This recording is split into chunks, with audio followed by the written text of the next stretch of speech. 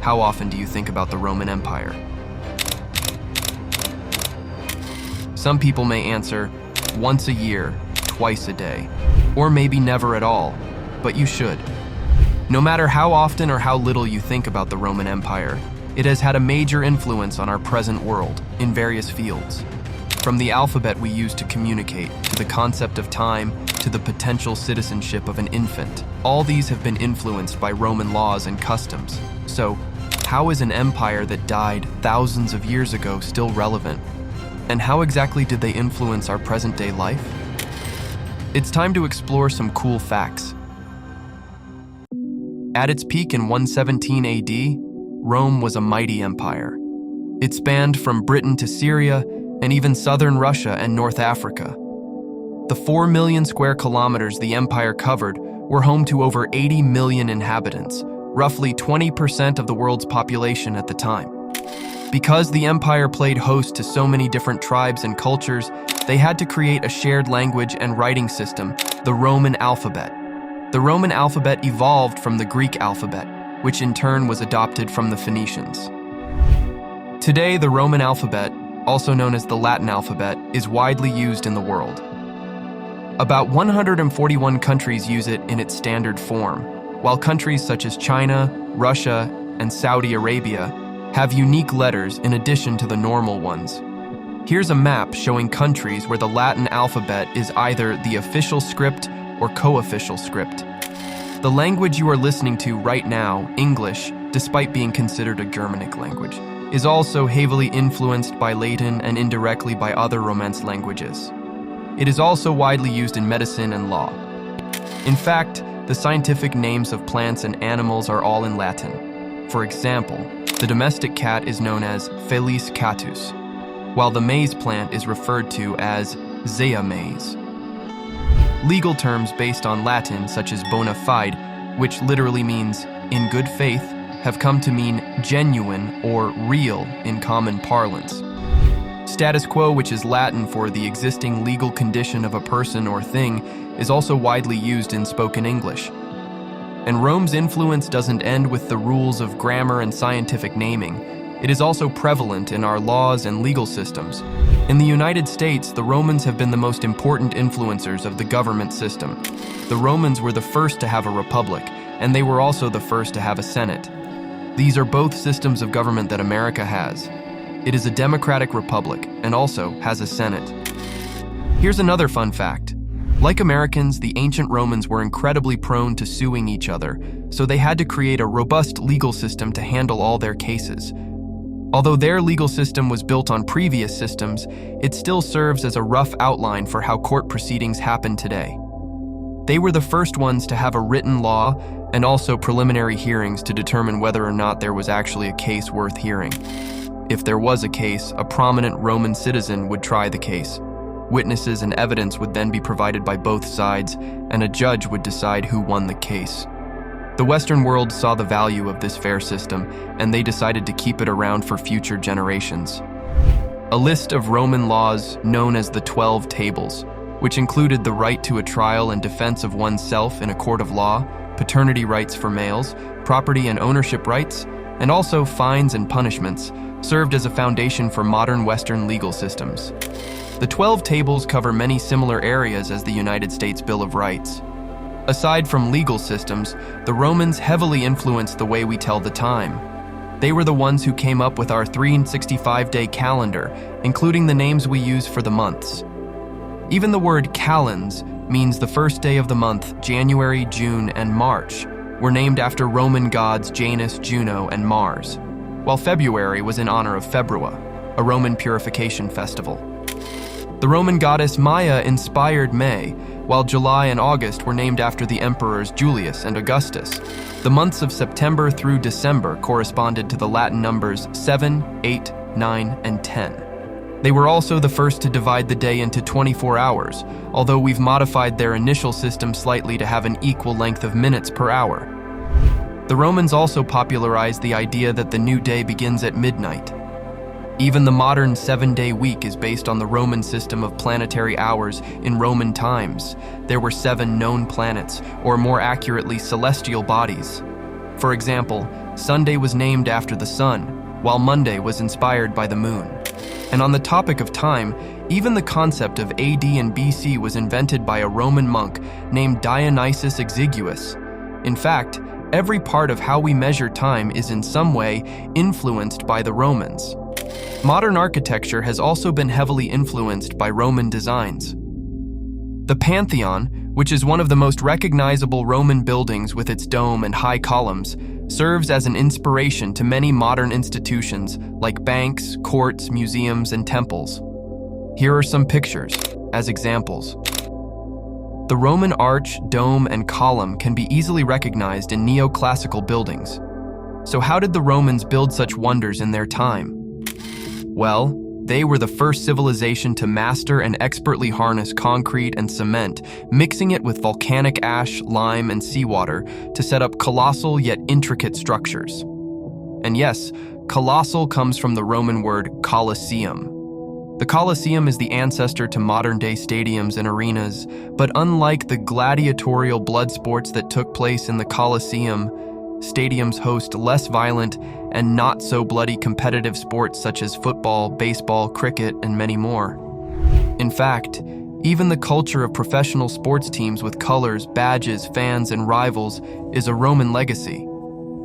The gladiators were the first celebrity athletes, and they drew popular support from their fans. They even promoted products from their sponsors. During races, chariots were also divided into 4 main teams: red, white, blue, and green, with fights and riots occasionally breaking out between fans of these teams. The highest paid athlete of all time is said to be Gaius Apuleius Diocles, a charioteer in the early Roman Republic. There were claims that he was so rich he could fund the entire Roman army for a 2-month period. While these may have been exaggerated, there's no doubt that he was a very wealthy man. Even in modern times, the motto of various sports teams is in Latin. For example, Victoria Concordia Crescit, which means victory grows through harmony, is the motto of Arsenal Football Club. Perhaps somewhat cynically, the Roman government wanted to keep the idle masses entertained because they knew that a large group of poor people would be a major threat to their empire and policies if they revolted. Therefore, to keep them entertained and distracted, the Roman lower class was offered many different forms of entertainment, most of which were free.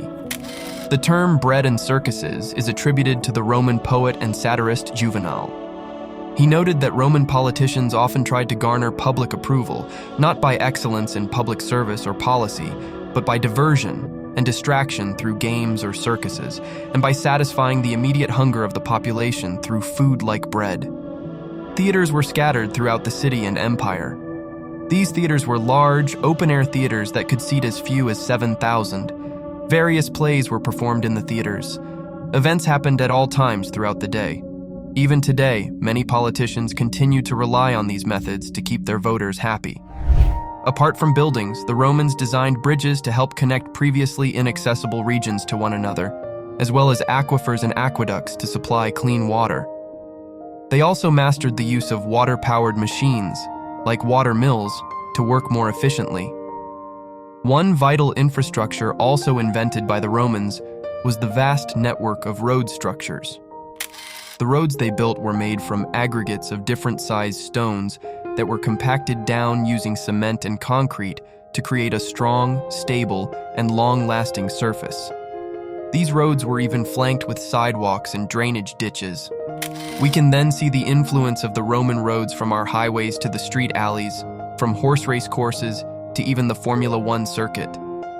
Even with these many designs and architectural innovations, the Romans were not done yet. They also improved on the indoor plumbing of the Indus Valley civilization as a way to improve sanitation. Around the 1st century BC, the Romans used multiple lead pipes to bring water into the private homes of wealthy citizens. With time, lead pipes were used to supply drinking water to most of the city's population. As the Roman Empire expanded, it exported its knowledge and plumbing skills throughout its territories. The Romans also popularized public baths as well as public squares, known as forums, as a way to foster social interaction as the empire grew larger. This sustained social interaction among the various people in the empire created an early form of globalization. Thanks to the Pax Romana or Roman peace, the empire began to bloom. With vast road networks, various outlets that fostered social interaction, and a defined system of communication based on a common language, the Roman Empire was the first to be globalized in the true sense of the world. Its influence cut across various continents and, with that, the spread of religion. In particular, Rome helped the spread of Christianity, thanks to its centralized administration. As the story in the Bible claims, when Jesus was born, he had to be born in a stable for animals. His parents, Joseph and Mary, could not find room in an inn because the Roman Emperor Caesar Augustus had decreed a census, and everyone had to return to their town of birth in order to be counted. The registration of newborns and the concept of citizenship were invented by the Romans during this period.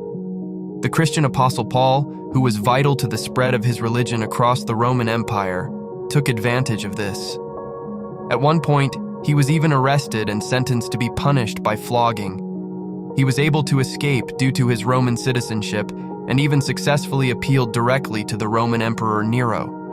The Roman military officers who kept the peace and protected the empire also inspired advanced military tactics, training methods, and even payment for active duty seen in modern armies today. The Roman army was one of the most successful in the history of the world, and its soldiers were rightly feared for their training, discipline, and stamina. Unlike many armies of the time, the Roman army was a professional force. Soldiers were paid a regular salary and were trained to fight as a unified unit. The Roman army also had a medical corps that was responsible for treating wounded soldiers. They also had surgeons who could perform amputations and other surgical procedures. The army was also notoriously well-disciplined. They trained in various formations, learned to follow orders, and respected the strict military hierarchy. The soldiers of the Roman army were well-equipped and expected to carry a variety of equipment with them, which was essential for their survival and success on the battlefield. The equipment included armor, shields, weapons, backpacks, tunics, sandals, tools, water containers, and pouches. Not unlike in these modern times, the military budget was also propped up by taxes. Jesus, in his teachings, once said, "Give to Caesar what belongs to Caesar." He was talking about paying taxes, of course. The Roman Empire, through its centralized administration, was able to efficiently collect taxes. Roman taxes were a critical component of the Roman economy and society. These were used to fund the Roman government, pay for infrastructure projects, and support the military. The money or coins that were used during Roman times also had the portraits of the ruling emperor to prove authenticity and denote value, a legacy that still carries on today.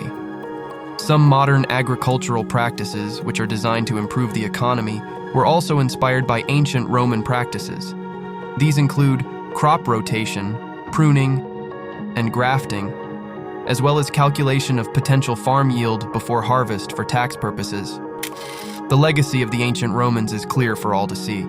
From communication to the Constitution, from the concept of time and how we handle crime, the Romans still strongly influence the way modern societies operate.